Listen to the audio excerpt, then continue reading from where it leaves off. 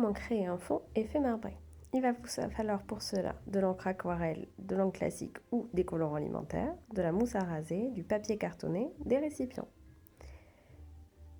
Pchitez votre mousse à raser dans un récipient, type plat de cuisine ou assiette, quelque chose qui vous permettra de bien garder votre mousse. Puis avec votre encre aquarelle ou votre colorant alimentaire, mettez des petites gouttes de couleurs différentes un petit peu partout sur votre mousse à raser. Moi, je varie les couleurs, du rouge, du bleu et du jaune. Mais vous pouvez faire tous les mélanges que vous voulez. Ensuite, avec ici une paille ou un petit morceau de bâton ou un couteau, mélangez légèrement les couleurs pour créer un petit motif. Puis venez poser votre feuille cartonnée sur votre mousse à raser. Ça va vous donner un effet directement marbré. Posez votre feuille sur une assiette ou une surface qui ne craint rien et avec un autre papier cartonné ou une petite raclette, venez enlever le surplus de mousse à raser et mettez à sécher à côté.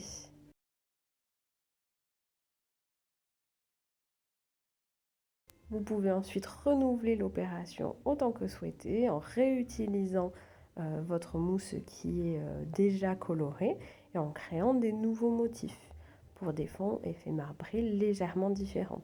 Ici, je crée par exemple un nouveau motif, je viens positionner une nouvelle feuille, j'appuie bien pour que le colorant ou l'encre vienne bien s'imprégner sur la feuille.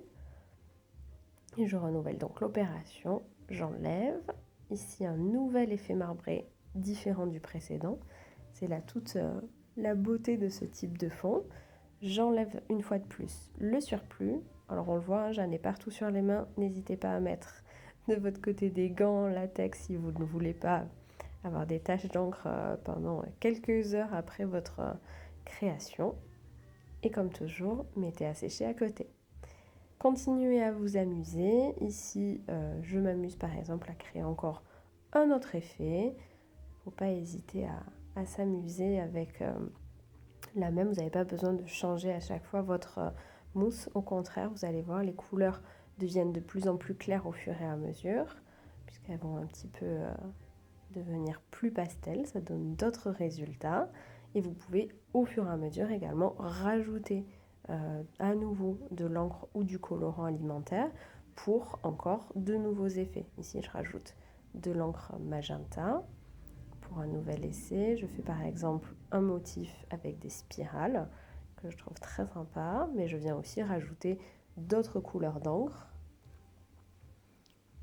pour encore varier les résultats. On peut s'amuser vraiment à l'infini avec cette technique-là. C'est quelque chose de très sympathique qui donne tout le temps un résultat auquel on ne s'attend pas. Voilà toutes les variations que l'on peut faire en s'amusant avec les mêmes matériels.